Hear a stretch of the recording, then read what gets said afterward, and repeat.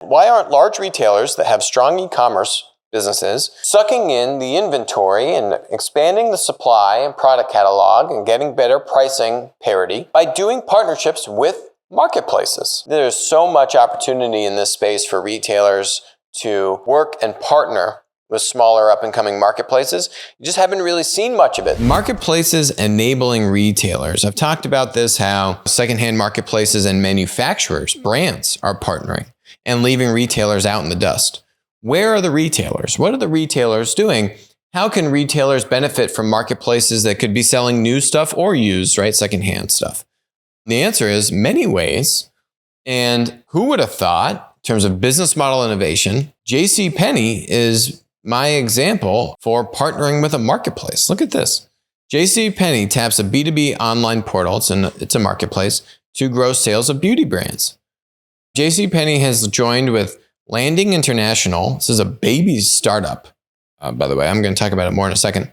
A B2B online marketplace for the cosmetics products industry to provide a one-stop shop for beauty brands looking to break into large-scale retailers.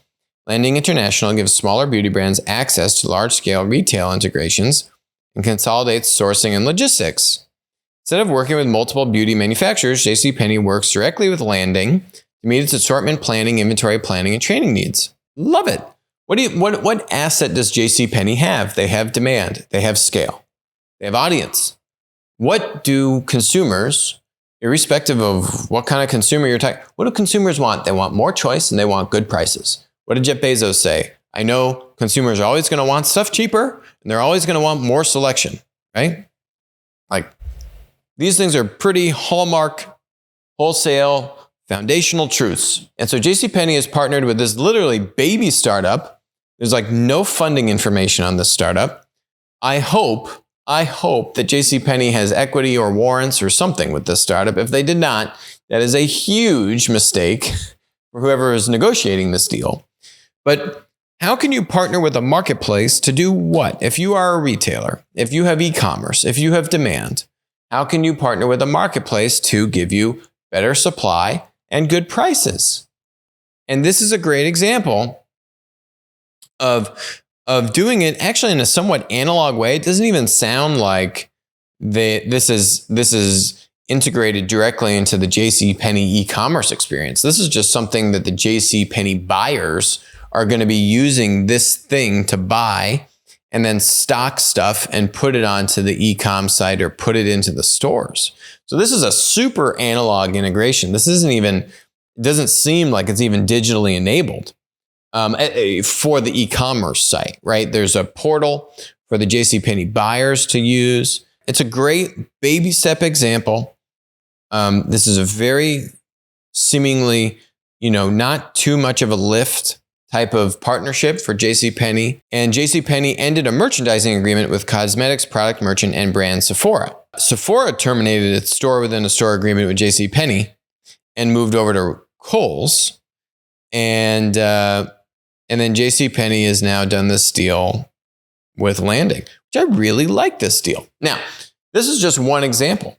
If you are a large retailer with a strong e-commerce presence, what have we seen recently? We've seen activist investors go after Saks to try and decouple the e-commerce site from the analog store part of the business. Same thing has now just happened with Macy's. This partnership that JCPenny is doing is going to impact both e-com and analog store, right? JCPenny's ability to negotiate this deal, I don't know how good of a job they did negotiating, but their leverage is a lot stronger when touting both physical retail and e-com, right? That's a much better negotiating standpoint for a JCPenny, for a Macy's, for a Saks, for a Meijer to negotiate with these marketplace startups than if it's decoupled. But the problem is that these retailers have not really shown any true marketplace innovation to warrant them kind of keeping both entities attached, right? I mean, what has anyone besides Walmart really done to move the needle? Even Target has been slow and sluggish with their expansion into marketplace. they bought Shipped. Haven't really heard much about what's going on with Shipped, even though it looked like a great deal on the surface. Haven't really heard much about what's going on with that. There are very fringe examples, but there are so many small to mid-size, and there's certainly large ones, these marketplace startups selling new goods, used goods, a whole spectrum of, products, secondhand product, that they need scale. And everyone's getting crammed down by Amazon and now to a certain extent Walmart. Why aren't large retailers that have strong e-commerce businesses sucking in the inventory and expanding the supply and product catalog and getting better pricing parity by doing partnerships with marketplaces that need scale? Those marketplaces will give you inventory, will give you better pricing capability, and you don't need to then deal with all the hassle of running your own marketplace, having to launch all your own third-party seller recruitment and management program. Let the marketplace handle that. What are you retailers good at? Having a consistent brand, curating the product selection, and you can work with these marketplaces to do that. This JCPenny deal is a great example of them doing it in an actually very low-tech manner. This is the lowest of low-hanging fruit. There's so much opportunity in this space for retailers to work and partner with smaller up-and-coming marketplaces.